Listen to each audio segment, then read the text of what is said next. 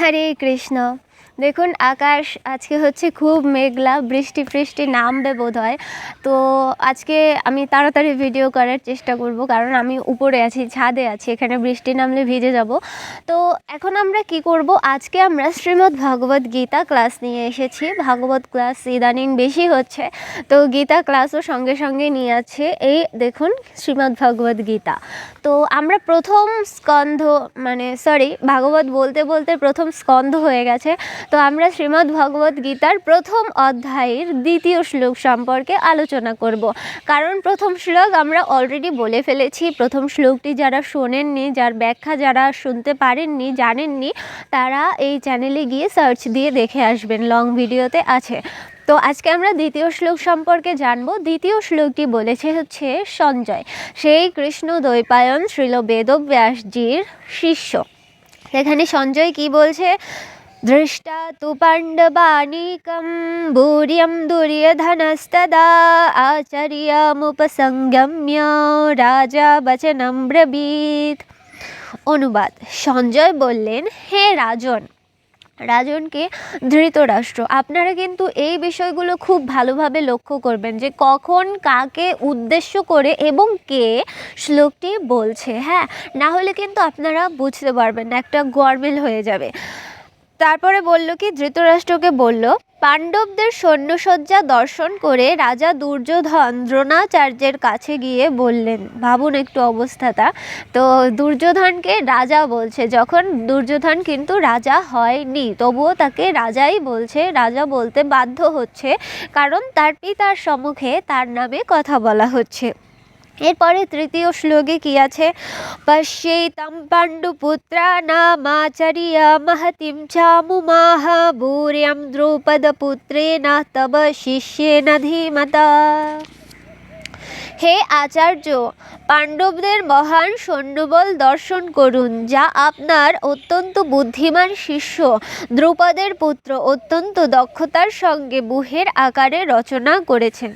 দেখুন, এখান থেকে কিন্তু অনেকের বুঝতে একটু কমপ্লিকেটেড মনে হতে পারে, কারণ কি এখানে কি করলো, রাজা দুর্যোধন দ্রোণাচার্যের কাছে গিয়ে বলল, এতটুকু অনেকেই নোটিস করে না। তারপরে পরবর্তী শ্লোকে ভাবে যে তাহলে সঞ্জয় আবার কাকে গিয়ে বলছে, কাকে আচার্য বলছে। আসলে এই শ্লোকে কিন্তু সঞ্জয় বলছে না, এই শ্লোকে বলছে হচ্ছে দুর্যোধন, আর বলছে গুরু দ্রোণাচার্যকে।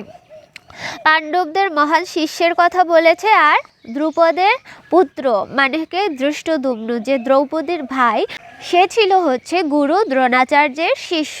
তো এখান থেকে কি হচ্ছে, তারা বিভিন্ন ধরনের বহু রচনা করেছে। চতুর্থ শ্লোকে কি আছে, অত্র শূরা মহেশ্বাসা ভীমার্জুন সমায়ুধি ইয়ুধানৌ বিরাটশ্চ দ্রুপদশ্চ মহারথঃ।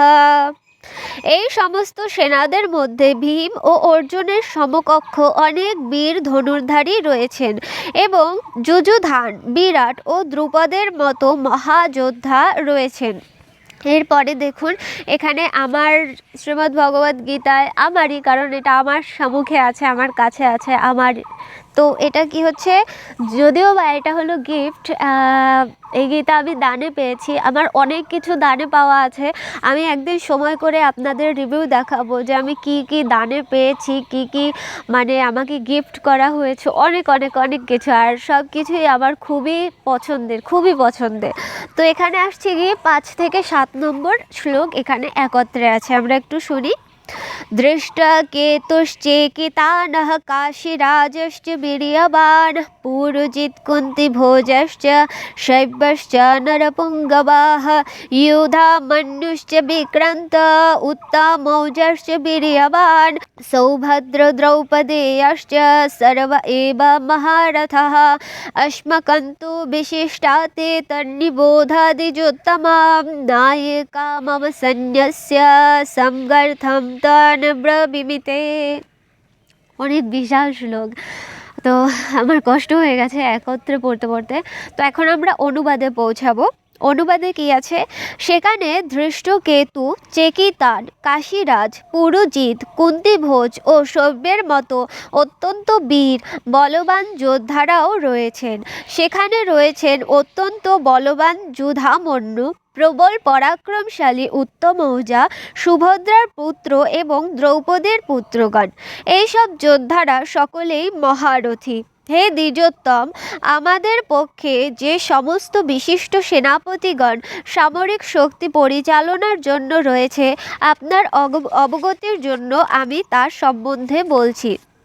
দেখুন, এবার বলবে কি, এবার যে তাদের পক্ষে কোন কোন লোকেরা রয়েছে যুদ্ধ করার জন্য, সেই কথাটা এবার বলবে। তো আমাদের ভিডিও লার্জ হয়ে যাচ্ছে দেখে, তো এই ভিডিওতে আমি বলবো না, পরবর্তী ভিডিওতে আমরা অষ্টম শ্লোক থেকে আবার পরবর্তী শ্লোক সম্পর্কে জানার চেষ্টা করব। তো যারা সাথে আছেন তাদেরকে অবশ্যই অনেক অনেক অনেক ধন্যবাদ। আর হচ্ছে কি, যারা এই ভিডিওটি দেখেছেন, কে কোথা থেকে দেখছেন লোকেশনটা জানিয়ে দেবেন, তাহলে আমার ভালো লাগবে। আর আমি পরবর্তী ভিডিওতে নাম উল্লেখ করে দেব যে কে কোথা থেকে দেখেছেন।